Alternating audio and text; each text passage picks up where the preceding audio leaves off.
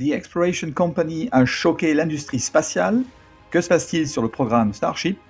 Surprise pour l'équipage de la mission Artemis 3 de la NASA et les lancements de la semaine. Bonjour à toutes et à tous, je suis Christophe Paget et bienvenue à Espace News pour votre revue spatiale hebdomadaire.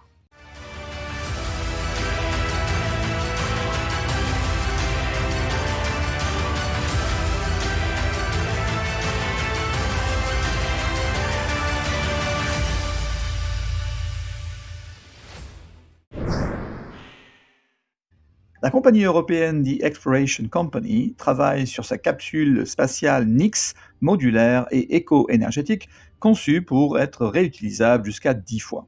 Elle est d'abord développée pour transporter du fret, donc de la nourriture, du matériel scientifique, du carburant par exemple, vers les stations spatiales. D'ailleurs, l'Agence spatiale européenne a déjà sélectionné Nix pour son programme de livraison de fret vers l'ISS, un vol planifié pour 2028. Et bien sûr, la capsule sera adaptée pour l'équipage d'ici 2035, d'après la compagnie. Récemment, le démonstrateur Nix a été testé dans le désert de Mojave, en Californie. Un hélicoptère Chinook a hissé une réplique de la capsule jusqu'à 2800 mètres d'altitude avant de la larguer. Le test a permis de valider une phase très délicate, à savoir l'ouverture des parachutes extracteurs, puis la transition parfaite vers le déploiement des 4 grands parachutes principaux. La capsule est conçue pour amérir, donc pour un test dans le désert, la compagnie a dû simplement ajouter des panneaux extérieurs sacrificiels conçus pour être détruits lors de l'impact, afin de protéger la structure interne de la capsule et pouvoir la réutiliser lors des prochains essais. Mais ce n'est pas tout. The Exploration Company vient d'annoncer leur volonté de concevoir la fusée lourde Irene. Elle ne veut pas dépendre de fusées d'autres compagnies, telles que Ariane 6 ou même Falcon 9, pour lancer sa capsule Nix, mais de maîtriser toute la chaîne de transport. Irene est conçue pour être propulsée par le tout nouveau moteur de l'entreprise, baptisé Storm. Le premier étage de la fusée devrait aligner 9 de ces moteurs, fonctionnant au mélange moderne oxygène liquide et méthane, et capable de générer chacun 180 tonnes de poussée.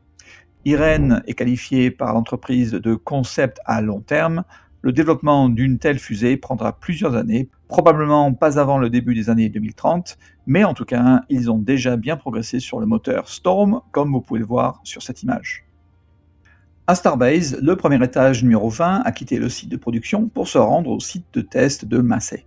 Le véhicule a ensuite subi une série de tests cryogéniques, et le premier étage numéro 21 est en construction dans la méga-baie.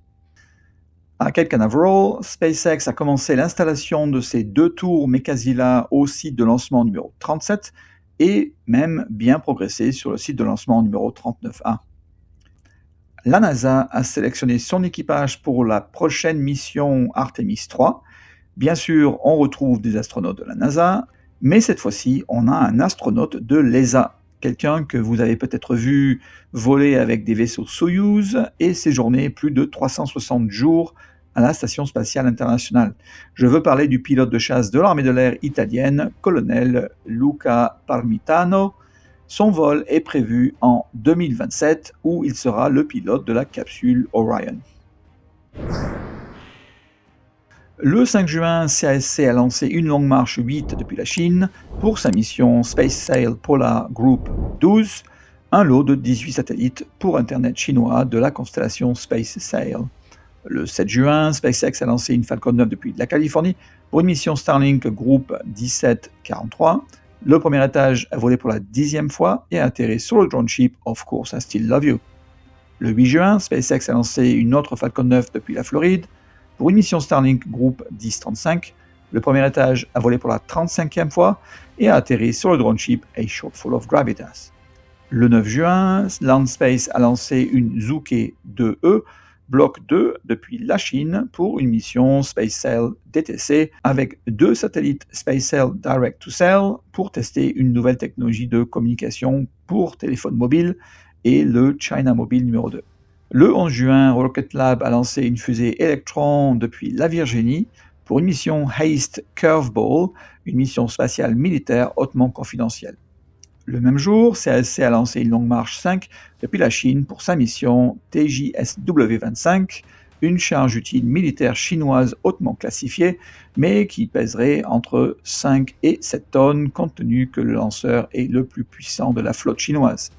Un peu plus tard, SpaceX a lancé une Falcon 9 depuis la Californie pour une mission Starlink Group 1744. Le premier étage a volé pour la 34e fois et a atterri sur le drone ship Of Course I Still Love You.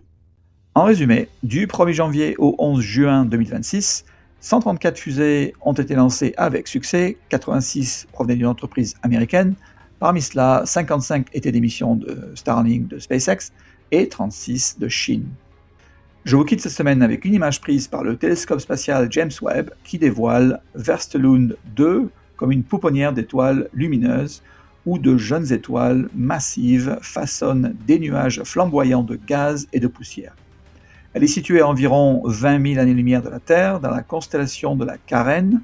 Les jeunes étoiles massives situées au centre de l'amas n'émettent pas seulement de la lumière, elles crachent des flux de radiation ultraviolette et des vents de particules à des millions de kilomètres par heure. Ce souffle effroyable agit comme un bulldozer cosmique. Il repousse, érode et même sculpte les nuages de gaz d'hydrogène et de poussière environnants, créant des structures fantastiques en forme de piliers, de crêtes et de vallées sombres.